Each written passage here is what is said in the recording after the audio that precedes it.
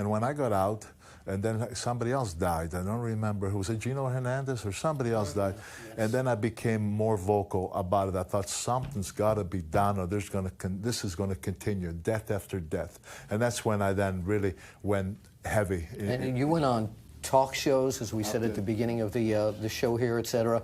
And to this day, you're still speaking out against all this. And yet now we have to get a reality check here. You hadn't contacted the McMahons or anything. There was a total war between the McMahon family and Bruno. Can anyone shut Bruno up from saying this and saying that?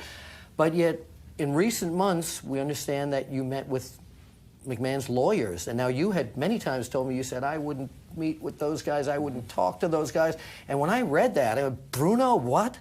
So what tell us what happened was that the McMahon's lawyer called my attorney. My attorney's name is Marty Lazzaro. And he said to him that Jim Ross wanted to meet with me. Jim Ross wanted to talk to me. Right, he's the director of talent relations. And I didn't even know what his title was because I totally blocked wrestling out. I just wasn't, you know. And when he wanted to meet with me, I said to Marty, well, what about? He says, he wants to talk to you. He says, Bruno, he says, and let's meet with him. He says, because he speaks very highly of you, he said, and he thinks that you and he always got along well. And he said, so, you know, I said, yeah, I don't mind. He says, just going to be Jim Ross and McMahon's lawyer, McDivitt. He said, yeah. I said, fine. So we met, and Ross said, he says, I'm not here to resolve any of the issues with you and McMahon, but I want to be here to see if there's any way we can open that door a little bit in some kind of negotiations concerning what.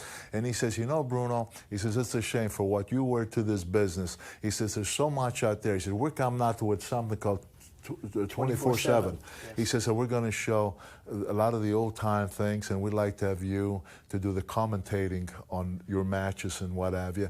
He says, we would like to do a DVD of putting a bunch of matches of you that we'd like to show around the world. He said, we would like to do video games that you'd be involved in.